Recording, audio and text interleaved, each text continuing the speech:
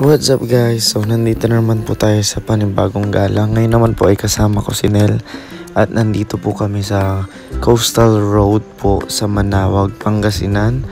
First time po namin pumunta dito kasi nakita po namin madaming kainan. Kaya tinignan na lang namin kung ano yung mga pwedeng makain dito. Kasi sakto guys, meron po kaming binili dito sa Manaoag. And guys, super dami pong mga stalls dito. At marami po talaga kayong pwedeng pagpilian. Kaya ayan guys, try nyo na rin po dito. Kada hapon lang po talaga sila dito. Kasi pag umaga, ayan, syempre busy yung road. Kino-close lang po talaga nila pag ganitong oras. At sobrang dami rin pong nagpupunta guys na tao. Kaya sa dami guys, ayan, nahirapan po kami ni Neil na mag-decide kung saan kami kakain. Paturo-turo kung saan yung affordable at mukhang masarap. Until nakita namin itong Tres Marias shawarma na ito kasi hindi pa namin madalas kainin yung ganito. Po yung chicken katsu. Dalawa po. Pangalan? Nel po. Ayan guys, so nagpicture-picture na lang din kami kasi ang ganda po ng mga lights nila dito. I'm from Bayambang po. Bumiyahe ako para dito. Sulit-sulit.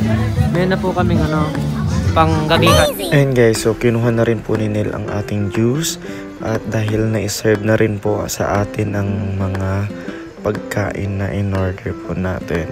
Ayan guys, napakasarap po tikman talaga, nakakatakam at nakaka-excite kainin yung pagkain na to. Guys, sulit na for only 100 pesos. Mating na po yung chicken katsu po natin. Sulit yung ano natin. Pang diet. Kumusta Nel? All good. Masarap. Masarap guys. Masarap. Kanina pa kami kain ng kain ni Nel. Sabi si Kuya, apat na sandok ng sopas. Grabe. Tapos next namin sa Dagupan naman. Pupunta mga alas 10 kami. Okay guys, mamaya na po. Kakain pa kami. Bye. Hindi ko lang maubos guys, kaya binigay ko na kanya.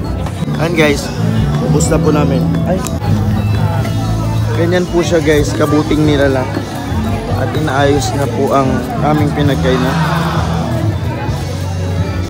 At ayan guys, pauwi na rin po kami dahil madilim na po at para makauwi po tayo ng safe. Thank you guys for watching. Till next vlog. Bye-bye.